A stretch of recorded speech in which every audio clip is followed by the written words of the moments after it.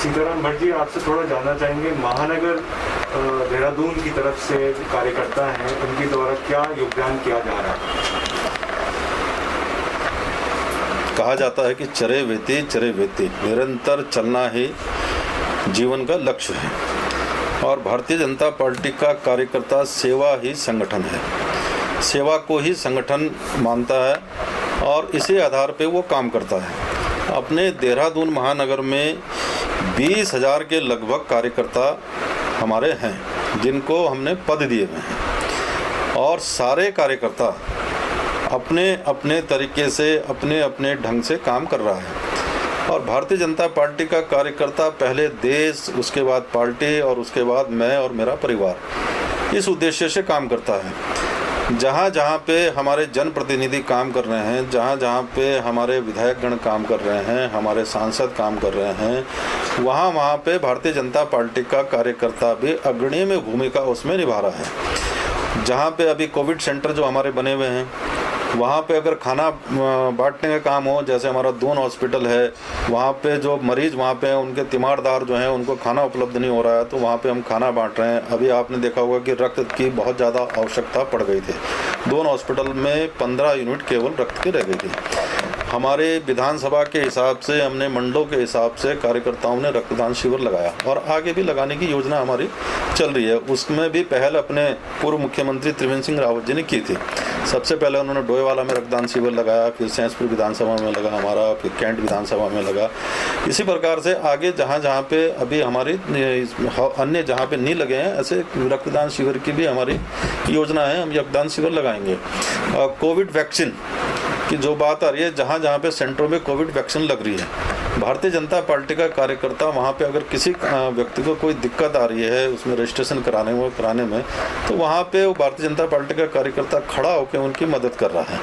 किसी तीमारदार को, किसी मरीज को अगर कोविड किट नहीं मिल रही है, तो उसकी भी उपलब्धता हमारा भारतीय जनता पार्टी का कार्यकर्ता करा रहा है। अब पिछले दिनों आपने जैसे देखा कि एकदम से ये बीमारी सुमानी के तौर पे आई थी और महामारी पूरी मच गई थी, हॉस्पिटल में जगह नहीं मिल रही थी, जगह जगह पे कहीं बेड नहीं मिल रहे थे, कहीं ऑक्सीजन की दिक्कत हो रही थी, तो हमारे कार्यकर्ताओं ने उसमें बढ़ चढ़कर उसमें काम किया।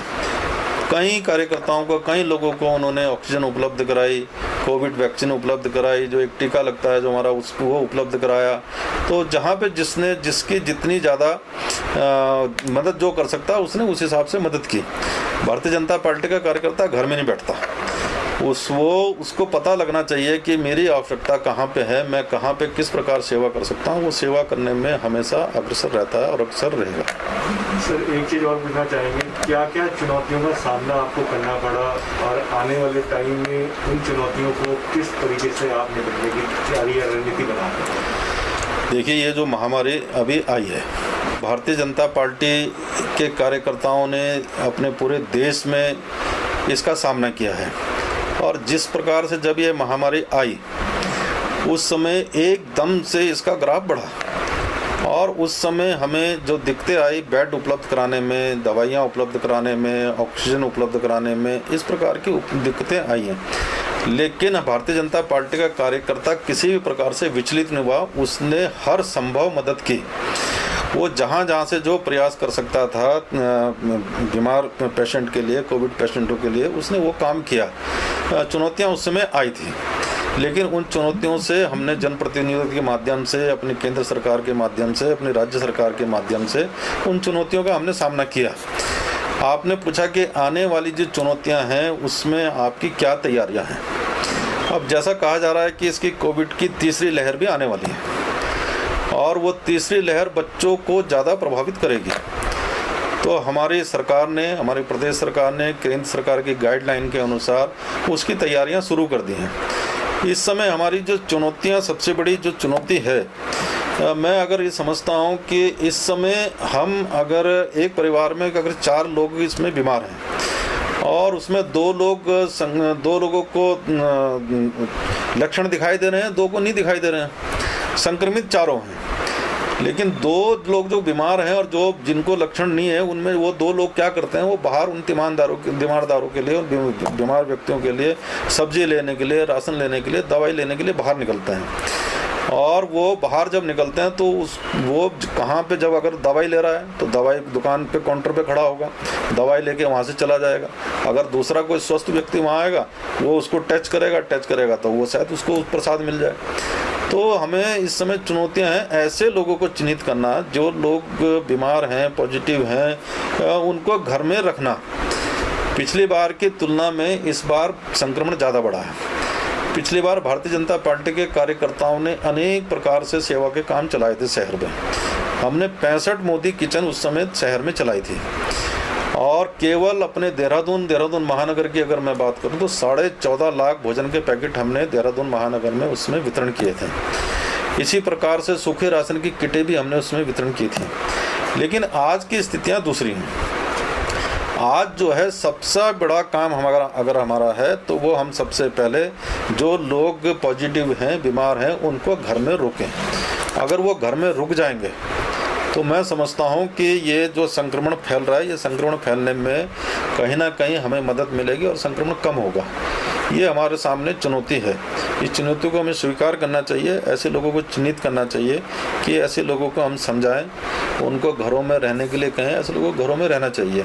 ईश्वर की दया से अब संक्रमण काफ़ी कम हो गया है। जैसे हम 10,000 11,000 पर डे के हिसाब से संक्रमित लोग पाए जा रहे थे, आज हम 3,000 के आसपास आ गए हैं, 3,600 के आसपास आ गए। देहरादून में भी 700 मरीज, 699 मरीज आए हैं। कुछ समय अगर हम इसी प्रकार से सावधानी बरतते रहें तो मुझे लगता है बहुत जल्दी हम इससे काबू कर लेंगे। सीताराम जी, आखिरी में आपसे एक सवाल पूछूंगा कि महानगर के अध्यक्ष होने के नाते आप देहरादून की महानगर की जनता के लिए और अपने कार्यकर्ता और जितने भी लोग हैं उनके लिए एक कोई संदेश कि कोविड से कैसे बचा जाए, क्या है? देखो, मैंने आपसे पहले भी कहा कि कोविड से बचने का तो जो सफल तरीका जो है वो यही है कि हम अपने घरों में रहें, सुरक्षित रहें। बहुत अगर ज़रूरत पड़ती है तब हम बाहर निकलें, और बाहर निकलने पे मास्क का प्रयोग करें, सैनिटाइज का प्रयोग करें।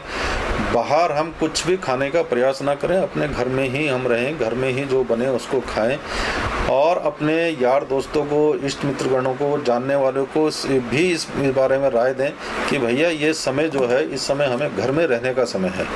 घर में रह के हम इस बीमारी से लड़ सकते हैं, घर में रह के इस बीमारी से का बचाव कर सकते हैं। मेरा महानगर देहरादून के सभी पदाधिकारियों से, अपने सभी महानगर देहरादून की सभी जनता से ये निवेदन है कि जहाँ पे उनके आसपास अगर कोई कोविड पेशेंट है और उनको लगता है कि उनके परिवार का कोई व्यक्ति बाहर जा रहा है, चाहे वो ठीक भी है, तो उनसे निवेदन करें कि भैया आप अपने घर में रहें। जब तक आपके घर में पॉजिटिव व्यक्ति है, वो नेगेटिव नहीं हो जाता, वो अपने घर में रहे, और इससे आप भी सुरक्षित रहेंगे, आसपास के लोग भी सुरक्षित रहेंगे।